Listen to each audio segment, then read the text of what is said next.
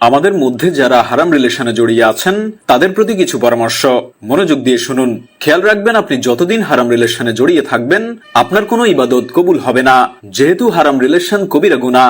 বিবাহ ব্যতীত একটা মেয়ের সাথে একটা ছেলের কথা, তাকে দেখা, ফেসবুক বা অন্য কোনো মাধ্যমে তার সাথে চ্যাটিং করা, এসবই কবিরা গুনাহ। হারাম রিলেশনে আছেন মানে আপনি গুনাহের মাঝে আছেন।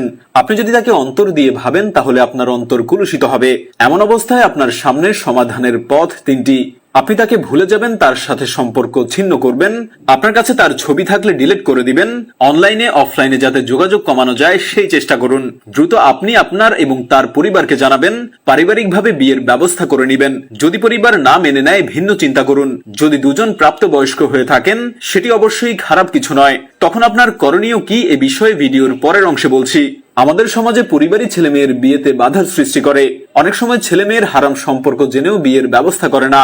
সেহেতু আপনি যদি বুঝেন পারিবারিকভাবে বিয়ে করা সম্ভব নয় আর তাকে ছাড়াও আপনার পক্ষে সম্ভব না, তেমন অবস্থায় আপনার জন্য সহজ রাস্তা হলো গোপনে দুই বন্ধুকে সাক্ষী রেখে তাকে বিয়ে করে নেয়া।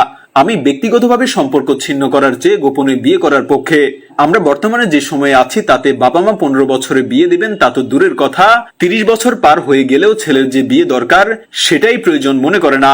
আর অনেক সময় যদি কেউ 18-20 বছরে লজ্জা ভুলে বিয়ের কথা পরিবারকে বলে তবে খুব নির্লজ্জ ভাবে শুনতে হয়, এখনো নাক টিপলে দুধ বের হয়, আবার বিয়ে করার শখ জাগছে। এই যখন আমাদের সমাজের বর্তমান অবস্থা, তখন যদি আপনি প্রথম অপশনটা গ্রহণ করেন মানে রিলেশনে থাকলে তা ত্যাগ করে ধৈর্য ধারণ করবেন, তবে মোটামুটি আপনি নিশ্চিত থাকেন যুবক বয়সে বিয়ে হওয়ার সম্ভাবনা নেই। 30 পার করেই বিয়ে করতে হবে। ছেলেদের জন্য তখন মোটামুটি মেয়ে পাওয়া গেলেও মেয়েদের জন্য এই বয়সে বিয়ে করা অনেকটা প্রায় অসম্ভব হয়ে যায়। এখন আসেন আমি কেন 3 নাম্বারটা বেছে নিতে বলি তার ব্যাখ্যায় আসি। কোরআনে আল্লাহ তাআলা সূরা নূরের 32 নম্বর আয়াতে বলেছেন, যারা অবিবাহিত তাদের বিয়ে করিয়ে দাও, তারা যদি হয় দরিদ্র তবে আল্লাহ তাদেরকে সচ্ছলতা দান করবেন। যেহেতু বিয়ে করতে গেলে খাওয়াবি কি পড়াবি কি এরকম একটা চিন্তা তৈরি হয়, বিশেষ করে যারা বেকার, চাকরি নাই এমন ব্যক্তিদের ক্ষেত্রে এমন চিন্তা আসবেই। তাছাড়া দরিদ্র পরিবার হলে বাবা মা চিন্তা করবে এই অভাবের সংসারে আরো একজন যুক্ত হলে অভাব বেড়ে যাবে। যেহেতু আমাদের সমাজে বিয়ের জন্য প্রথমে যে অজুহাতটা আসে, বউকে খাওয়াবি কি করে, এই ব্যাপারটা আল্লাহ নিজেই সমাধান দিয়েছেন। রাসূলুল্লাহ সাল্লাল্লাহু আলাইহি সাল্লাম বলেন, 3 ব্যক্তিকে সাহায্য করা আল্লাহর জন্য ওয়াজিব। তার মধ্যে এক ব্যক্তি হলো যে চরিত্র রক্ষার জন্য বিয়ে করে। আপনি যদি দরিদ্র হন আর বিয়ে করতে ভয় পান, সেজন্য আল্লাহ আপনাকে বিয়েতে উৎসাহিত করে সাহায্য করার ঘোষণা দিয়েছেন। এরপরে যদি আপনি বিয়ে না করেন, অজুহাত দাঁড় করান, তখন আল্লাহ পরের আয়াতে বলেছেন, তাহলে রোজা রাখো যতদিন না আল্লাহ তোমার অবস্থা পরিবর্তন করে, মানে সচ্ছলতা দান করে। এই ব্যাপারটা খেয়াল করুন, আপনাকে রোজার জন্য অপশন দেয়া হয়েছে কিন্তু তার জন্য আলাদা কোনো বেনিফিট নাই, অথচ বিয়ে করলে আল্লাহর সাহায্যের ঘোষণা করেছেন। রাসূলুল্লাহ সাল্লাল্লাহু আলাইহি সাল্লামের একটা হাদিস উদ্ধৃতি দিয়ে উপমহাদেশের একজন স্কলার তার ফতোয়াতে বলেছেন, যদি কোনো উপযুক্ত ছেলে মেয়ে ফিতনা থেকে বাঁচার জন্য বিয়ে করতে চায় এবং পরিবার যদি অসম্মতি জানায় তাহলে গোপনে বিয়ে করা বৈধ।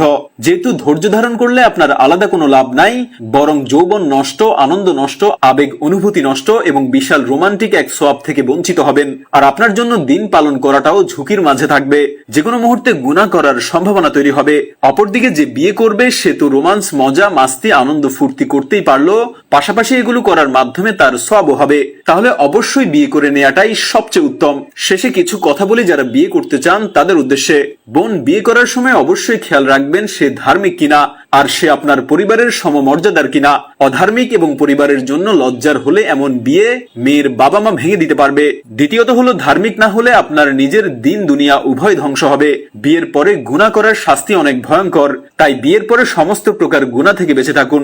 রাসূলুল্লাহ সাল্লাল্লাহু আলাইহি সাল্লাম বলেছেন, বিয়ে দিনের অর্ধেক পূর্ণ করে, বাকি অর্ধেকের ব্যাপারে তুমি নিজে জিম্মাদার, তাই সে বাকি অর্ধেকও ভালোভাবে পূর্ণ করো। কিছুদিন পর তালাক দিয়ে দিব এই নিয়তে বিবাহ বৈধ হবে না।